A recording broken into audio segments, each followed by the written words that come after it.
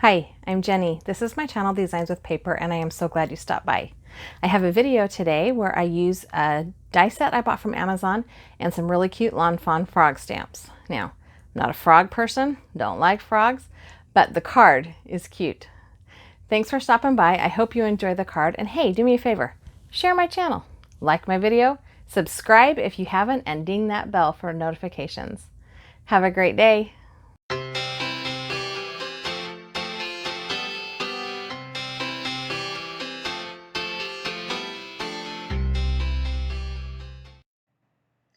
Okay, so like I said, this is going to be a really cute frog card, even though frogs are not cute. And this is the die set I purchased off Amazon, and this is the Lawn Fawn frog stamp set I will be using. I have already cut out all of the pieces, and I took a piece of white scrap paper to cut those squares out of the frame, and then I cut the second frame with a blue plaid. I cut a layer with a green polka dot, and then my card base is 7 inches by 6 1/4. And when it's folded, it will be 6 1/4 by 3.5 inches, I think. I am recording this voiceover from family vacation, and I left my notes on this card back at home in my office. So I am doing this voiceover by memory. So sorry if I lie to you, if I give you not the correct information, and if I cannot remember exactly what I did. So my first step in stamping is to go ahead and put the frame that I used to cut the white squares out of back into my MISTI so that I have something to anchor these squares onto while I am stamping. This is going to be a 1-layer colored image, so I will have to do some masking before I can color with my Copic markers. I have picked 3 of the frogs. I have the one frog that looks like he's jumping off of something. I have the little frog and the larger frog that both are sitting, and they are already on the lid of my MISTI because I had already tried to stamp these without having that frame in place, and there was just nothing for the magnets to hold on to. One other thing I decided I needed to do was take a piece of washi tape and tape the back sides of these little squares into that frame, just again so that the magnets have something to hold on to while I am stamping. When I stamp in my MISTI, I almost always stamp each image twice because I like that dark image when I'm going for an outlined image. And I want to make sure that I have all of the lines that are nice and crisp and clear. So I am going to go ahead and ink up these stamps with a Simon Says Stamp Intense Black ink because it is a Copic friendly ink. And I will go ahead and just kind of use the side of my hand there to push the lid to the MISTI down gently. So I don't want to push it too hard. I don't want it to blur the edges. But anyway, I am going to go ahead and find some scraps of masking tape and stamp the masks for these frogs. Like I said, it's going to be a 1-layer colored image, but not a 1-layer card. I will go ahead and re-ink these frogs and stamp them on that masking paper and go ahead and fussy cut those out so that I can add them to the cardstock for the next layer. One thing I like to do when I am fussy cutting, well, 2 things. When I'm doing the actual cutting, I move the paper, not the scissors. That gives me more control over where I am cutting. The second thing I like to do is cut in just inside the stamped line so that when I put the mask down, the masked image is inside the outlined edge. That way I don't have any gaps, especially if I'm going to be doing some ink blending over the stamped images. So now I'm going to go ahead and lay down the second image, and this big frog I want to put on a lily pad, and the little frog I want to put on a lily pad, but that frog on the bottom or on the end I want to put on the log. And I tried to stamp him, or the log rather, at the same time as I stamped the lily pads, but I was worried that I would get ink on that, the square with the little frog in the middle. So I decided to wait on the log until I had the lily pad stamped, and then I can pull those squares apart and just put that one little frog back in to stamp the log on. And I'm using my microfiber cloth. It helps my hand go over the lid of the MISTI really smoothly so that I'm not giving too much pressure or hurting my hand. sometimes we get a little, I get a little carried away with my crafting, and I get overzealous. Let's call it overzealous. And I end up pushing too hard on that MISTI, and I have blurred stamped images. So now I'm going to use my magnets, but I'm not putting this cardstock on any edge. So I really only have one shot at stamping this. Gratefully, the Simon Says stamp ink is a really good ink, and I will not have to go back over it to get a good stamped image. Also, I've used this stamp set a number of times, so it's nice and seasoned. I don't have to worry about that new stamp problem. Not that having new stamps is ever a problem, right? So there we have these cute little one layer images, and I think the two things that make your handmade cards level up and that have pulled in a lot of crafters into card making and coloring is one layered stamping like this with masking paper, and then heat embossing. Because have you ever seen heat embossing? That is so cool. All right, I'm going to take some YG greens here and color in these lily pads. And I will use all three of the same colors on both lily pads, and all of the frogs will be colored with the same greens as well. I did end up needing to get a different mid-tone color for the lily pad because the one I picked out was dry. And I don't have my notes, so I can't tell you which colors I actually used. But really, you just need 3 colors. There's enough space on the lily pad and the frog that you can get some decent dimension with 3 colors. One of the pluses of Copic markers is you can color without getting that marker streak. So even if you didn't want to have any dimension at all, you could still have a really nicely colored image. So on my frogs, I will go ahead and put that lightest color in where I think the shadows would be. I don't want to color the entire frog yet. I do want to have a highlight option, but I am adding some the lightest color. And, you know, I didn't do a very good job of leaving a highlight in his middle of his face. Yeah, like I said, I tried to leave a highlight, but I didn't. So I'm going to take my mid-grade, and that is a YG63, and I am going to go ahead just where I think the shadows should be, based on kind of where 2 parts of the frog overlap, and then up on the top of his head, kind of where the eyes overlap and the forehead, top of the head kind of is. I usually have a shadow that is heavier on one side of the image than the other. That's just kind of how I color. I'm not sure if it's correct in quotation marks. I'm, air quoting here. That is just kind of how I learned by watching, and I took an online card making or online cards Copic for card makers class many years ago when I first started being interested in Copic coloring. And one of the things they do teach you is how to shade with a light source. But most of the time now, because it's been a number of years, I just kind of color it how I want. And I probably should pay more attention to the light source and where my shadows are. But I color almost everything as if the light is off to the right hand side a little bit, so the shadow's a little heavier on the left. And then I add shadows where 2, in this case, body parts, where one overhangs another. If you're coloring a leaf or a flower, it would be where one petal or one part of the leaf overhangs another. There would be a shadow on that. And I think the great thing about Copic coloring is that it looks really good no matter what, no marker streaks. And you can put as many layers in as you want or as few in and still have a really nicely colored image. Now I'm just going to use the same colors and color his belly just a little bit darker. I did pull in a W gray, one of the mid-tone W's, just to add a little bit more to that green for his tummy. And I'm going to go back and add a little bit more shadow to the top of his head. I didn't feel like I had pulled those shadows in quite far enough, and then pull that back down. So I colored all 3 cards the same.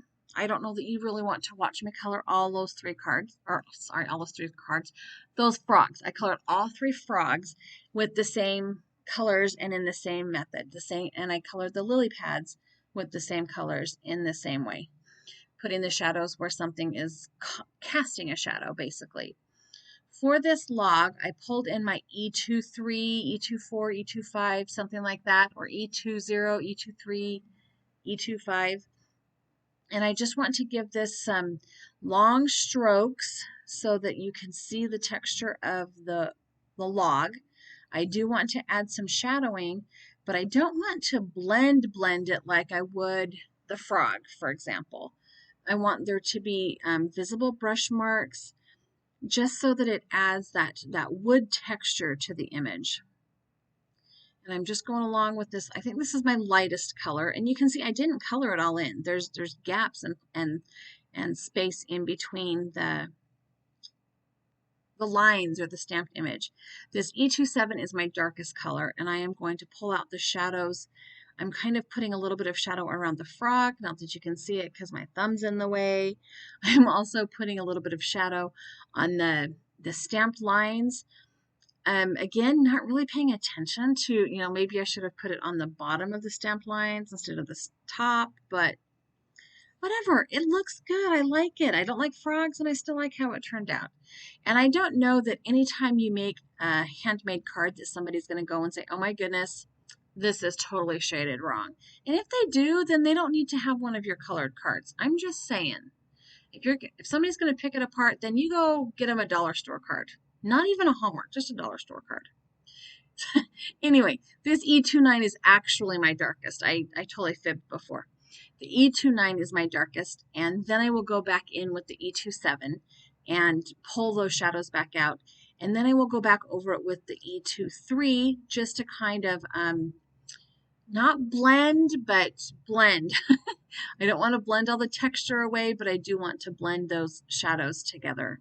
So here's my E27, just kind of pulling out those shadows again. Oh my goodness, ignore my fingernails. I really needed a manicure before we went on vacation, and it didn't happen. I, like 2 days in a row before we left on our vacation, I sat in my craft room and turned on my camera and just made cards. I wanted to make sure I had enough footage that I could edit while we were gone. And then one day I sat down and filmed a whole bunch of introductions so that I had introductions and videos and tons of stuff that I could edit while we were on our trip. And we were gone for a good month, so it was a good idea. So here is my card base. And again, it is 6 1/4 inches wide and 7 inches tall, and it is scored at 3 1/2 inches. And I will go ahead and use my bone folder to burnish that score line down so that the card doesn't flip open while I am putting it together. And actually that would make it a mini slimline. So I think it might actually be longer than 6 1/4. It's probably like 8 1/4 or 7 3/4, because I think this is a regular slimline, not a mini slimline. And 6 1/4 inches would be a mini slimline, like the size of a dollar bill.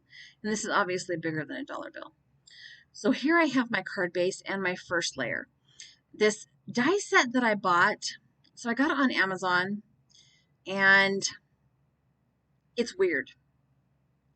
It's just weird. The layers are just weird. The layer piece there is too big for a regular or for a mini slimline, but there's tons of extra space for around a full-size slimline card. So it's just weird, and I really should have known better. I bought this on Amazon a while ago, like a long time ago, and I'm just now getting around to using it. I probably have had this in my craft stash, I don't know, 6 or 8 months. But because the measurements and the sizing was so weird, I just never got around to using it. And I thought this kind of peekaboo window thing would be a good use for it. So I have taken these Tailored Expressions skinny foam strips and put on the back of this frame. Now the frame I cut out of a blue plaid. And you can't see it very well. That green is kind of drowning out the blue. But I've added a blue plaid to the frame just to kind of mimic or simulate water, right? Because these frogs are on lily pads and stuff, so they're in the water.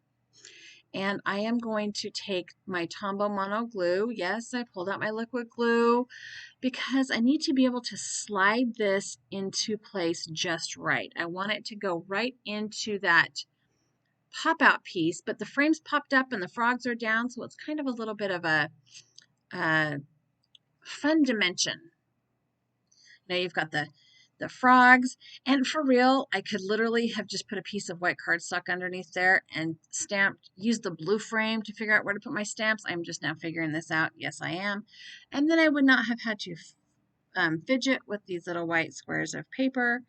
Holy cow, sometimes my brain thinks of things that are a really good idea after I've already completed the project.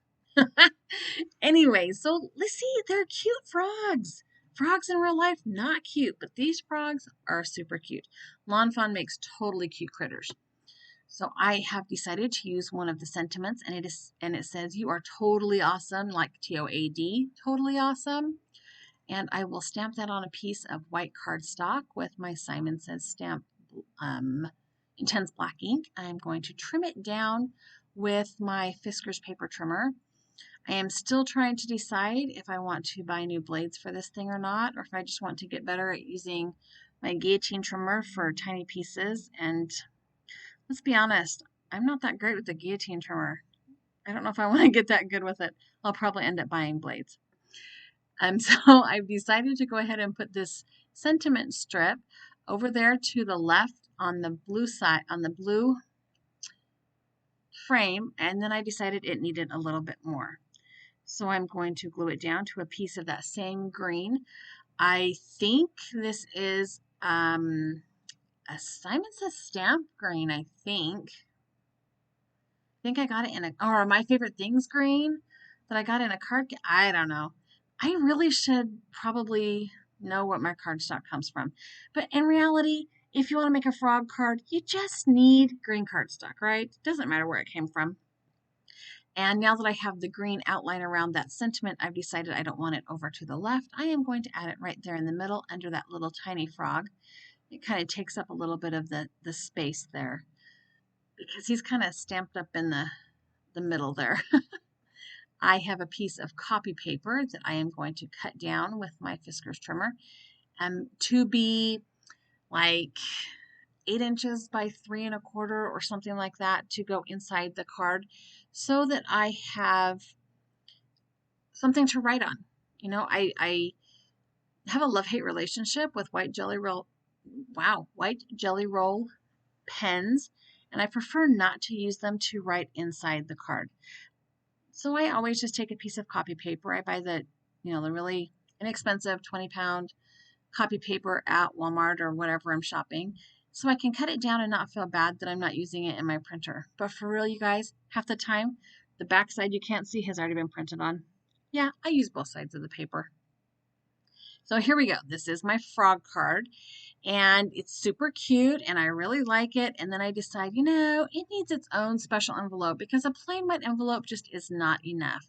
So I will be using my We Are Memory Keepers 1, 2, 3 punch board. It is the one that does the envelopes, boxes, and bows. And I bought that one after Christina Warner said she liked it better than just the envelope punch board because it had the swing out arm to make bigger envelopes. Now, I do kind of have an issue with how it creates slimline and mini slimline envelopes. Like the flaps on the top and the bottom are too big. The side ones come in just fine, but the one that you flip up on the, you'll see when I'm putting it together. It's just kind of weird. And the only solution I found to this is just to trim it off. So I will go ahead and line up this paper. I don't know how big the paper is, sorry. Probably like 9 1/8 inches square. And then you line it up with the measurement that the instructions tell you to. You score it and you punch out the little notch in the top.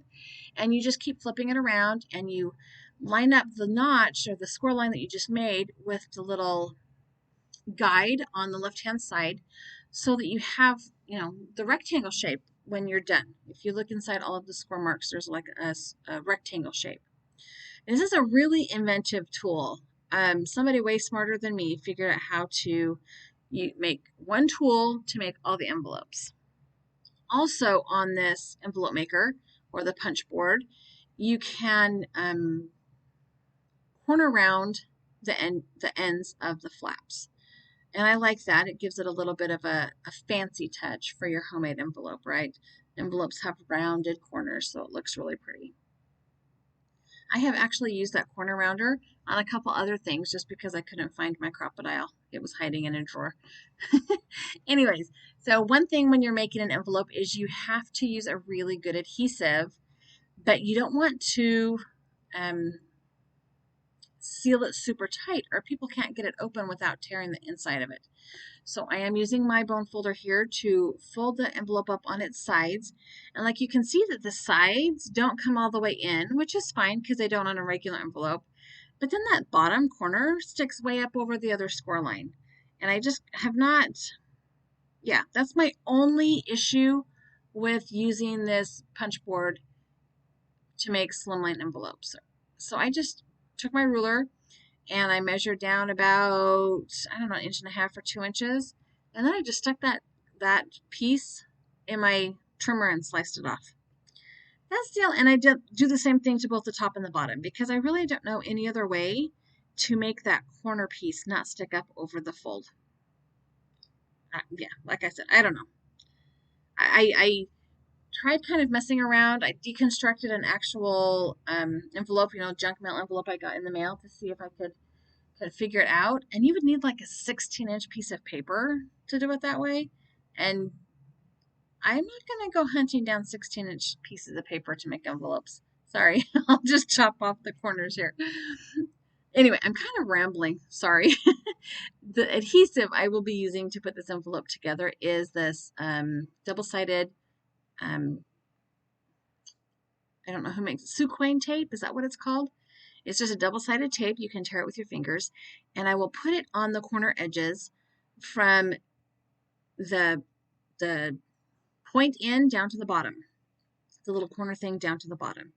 And that way, when I fold the bottom flap up, I haven't taped my envelope shut. Because when I put the adhesive on the flap I'm folding up, I inevitably get adhesive on the envelope part and I end up taping my envelope shut. Like I said, I get a little carried away when I craft and I just stop paying attention to the little details because I'm focused on the big details. So there we go. And then across the top right here, I will have a little bit of adhesive, not all the way down. You want to be able to get into the envelope. And I don't want to accidentally tape my card into the envelope. But I will put a little piece down each side and a little piece across the top flap that I had to cut off flat to make it fit. And then when I am ready to send this card out, I can just use my pokey tool to take the backing paper off and the card will be ready for mail. The envelope will be ready for mail. So I hope you enjoyed this card. This is the only way I like my frogs. I don't like them in real life, but I totally like them on a card. Thank you so much for stopping by. I hope you enjoyed the card project. And if you haven't already, please subscribe to my channel. I love to hear your comments and I always reply. Have a great day.